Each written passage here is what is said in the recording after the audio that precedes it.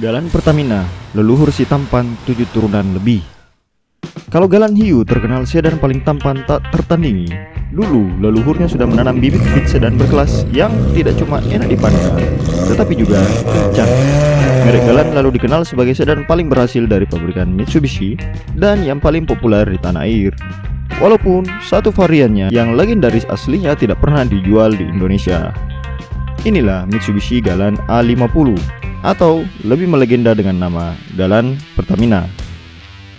Sejarahnya dimulai pada 1969. Bukan lagi pemain baru, Mitsubishi kala itu sudah dikenal baik karena mobil-mobil wagon dan kargo niaga dipakai di banyak industri.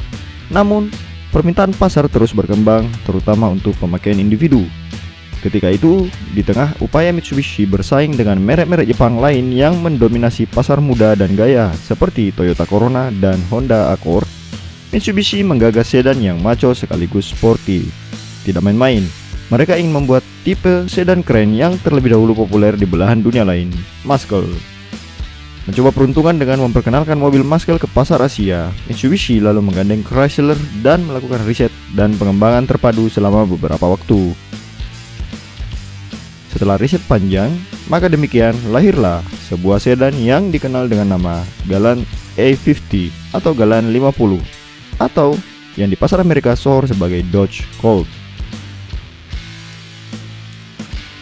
Pada masa bersamaan di Indonesia, pada 1968 pemerintah melakukan langkah besar dengan menggabungkan perusahaan minyak nasional atau PT Permina dengan perusahaan minyak Indonesia atau PT Pertamin. Penggabungan ini melahirkan PT Pertamina Persero yang ditugaskan untuk urusan penambangan dan penyaluran bahan bakar minyak dan gas ke seluruh tanah air. Pada 1972, di tengah pengembangan operasionalnya yang semakin luas, Pertamina melakukan perekrutan dan promosi manajerial besar-besaran. Semakin banyak kantor, semakin banyak pula manajer dan personel lapangannya. Guna melancarkan perjalanan dinas ke berbagai daerah, Pertamina lalu membeli sedan untuk para manajer dan eksekutifnya itu.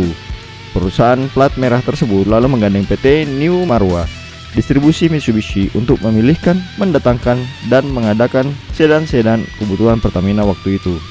Bagi Pertamina, kebutuhan mereka tidak muluk-muluk. Pokoknya mobilnya kuat, unggul dalam kecepatan, dan paling penting, penuh gaya karena melambangkan gengsi penting perusahaan negara. Tanpa pikir panjang, PT New Marwa langsung menyarankan sedan Galan yang baru saja diluncurkan waktu itu. Tidak hanya kuat dan cepat, Galan terbukti banyak disukai karena tampilannya yang garang dan tampan, impian para eksekutif. Pertamina pun menyetujui. Masalahnya, PT New Marwa hanyalah sebuah perusahaan distributor, tidak bisa memproduksi varian Galan A50 itu di Jakarta. Bahkan sedan satu ini belum juga dan mungkin tidak akan dijual di tanah air. Bukannya kecewa, Pertamina malah senang. Bagi mereka, jika bisa memakai sedan yang tidak diproduksi di tanah air, maka nilai eksklusif mobil operasional mereka akan semakin tinggi dan identitas mereka semakin dikenali. Maka begitulah, pada 1970, Mitsubishi Indonesia lewat PT New Marwa akhirnya mendatangkan 150 unit Mitsubishi Galan A50 4 pintu khusus untuk PT Pertamina. Karena statusnya pesanan khusus, maka sedan-sedan Pertamina ini pun melalui proses impor dari Jepang dan bukan saluran penjualan masyarakat umum. Dan karena Galan satu ini tidak untuk dijual di pasar, kontrak Mitsubishi dan Pertamina ini super eksklusif dan otomatis membuat mobilnya sangat langka. Untuk mempertegas identitas korporasi mereka, Pertamina sengaja memesan sedan-sedan Galan dalam satu warna saja, biru. Secara fisik, Mitsubishi Galan A50 atau Galan Pertamina berukuran lebih besar dari Mitsubishi Lancer atau Colt 1000 yang lebih dulu meluncur. Sama-sama tipe sedan penuh gaya, baik Galan dan Colt seringkali disalah sangkakan dan bertukar nama di jalan. Galan A50 sendiri berkontur lengkung dinamis yang berani dan lebih maco, dengan lampu depan bulat kembar dan lampu belakang 10 kotak yang berderet rapi. Budinya kaleng dan tebal khas seperti Colt, dengan velgnya yang juga kaleng dan kokoh, sporty sekaligus mewah. Lengkungan di ujung kap depannya menambah kesan maco, sementara bumpernya dipoles krom dengan vitalitas ekstra bagi kaum korporat.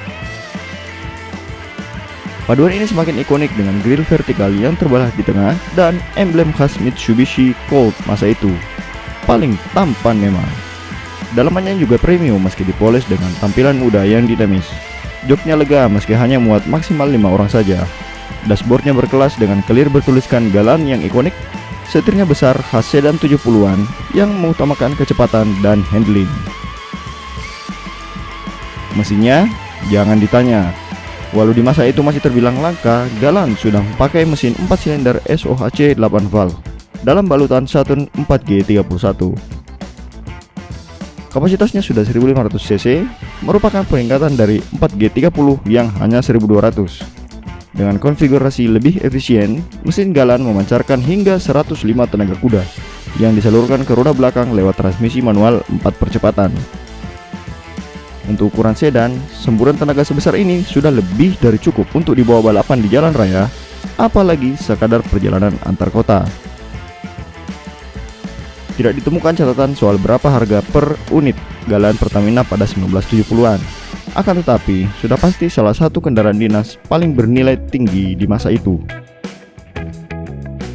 Yang jelas, keandalan dan keampuhannya sangat disukai oleh Pertamina, sehingga pada 1972 mereka memesan lagi dari Jepang sebanyak 75 unit. Seri tahun 72 ini merupakan facelift dari Galant tahun 70. Velgnya sudah pakai dop, mesinnya sudah pakai Saturn seri 4G32, setingkat lebih atas dengan kapasitas 1600 cc setara Galant Sigma dan Colt L300 bensin. Jika total menurut riwayat impornya, di dua batch ini terdapat hanya 225 mobil Galant seri A50 di seluruh Indonesia. Orang-orang daerah pasti hafal sedan biru yang berseliweran membawa pegawai Pertamina. Keren, tampan, dan berwibawa. Pertamina memakai sedan Galant ini secara resmi hingga beberapa waktu sebelum pada awal 80-an melakukan peremajaan dan tidak lagi mengimpor secara khusus. Sebagai bagian dari program peremajaan ini pula, sedan-sedan Galant A50 banyak yang dipindah tangankan kepemilikannya kepada para kepala seksi dan manajer-manajernya sebagai kompensasi kinerja. Ada pula yang dilelang ke publik, bahkan dipensiunkan dalam keadaan rusak. Beberapa kolektor mobil menadah Galant Pertamina dan menjualnya kembali dalam harga dan kondisi yang berbeda-beda. Sayang, meski tidak sepopuler sedan-sedan Toyota dan Honda, Galant punya Mitsubishi akhirnya meraup segmen penggemar tersendiri di tanah air. Pemiliknya tersebar dari ujung barat sampai timur. Di masa kini, keberadaan sedan Galant dan keluarganya tergolong langka, bahkan termasuk salah satu mobil retro paling dicari selain Corolla DX, Honda Accord generasi awal, dan Colt. Beberapa leluhur Galant bisa ditemukan masih dipakai oleh netizen di Jawa Tengah sekitar Magelang, Jakarta dan sekitarnya, Jawa Timur, Lampung, hingga Binjai. Banyak pula komunitas dan akun penggemar retro yang mengoppose Galant Pertamina sebagai salah satu sedan lawas paling dicari. Sementara di dunia perdagangan suku cadang, beberapa penjual masih menawarkan lampu, spion, sampai talang air original khas Galant Pertamina. Dan karena Mitsubishi merupakan merek terkenal di sini, tidak sulit bagi komunitas untuk melakukan perbaikan bahkan restorasi sedan Galant si kakek buyut tampan dari Jepang ini. Nah, jika Anda penggemar sedan retro atau penggemar setia Mitsubishi, tidak ada salahnya mengincar retro legendaris satu ini, karena Galant Pertamina merupakan si tampan 7 turunan, bahkan lebih, pelopor sedan sporty yang begitu dicintai. Demikianlah sedikit cerita soal sedan Galant Pertamina, buyut si tampan yang masih digemari. Untuk cerita mobil keren 2000-an termasuk Galant generasi ke-8 Hiu, silakan klik link di atas ini. Jika Anda menilai video ini bermanfaat, silakan klik tombol jempol ke atas. Dan adalah gratis jika Anda mendukung kanal ini dengan memencet tombol subscribe. Terima kasih dan sampai jumpa lagi.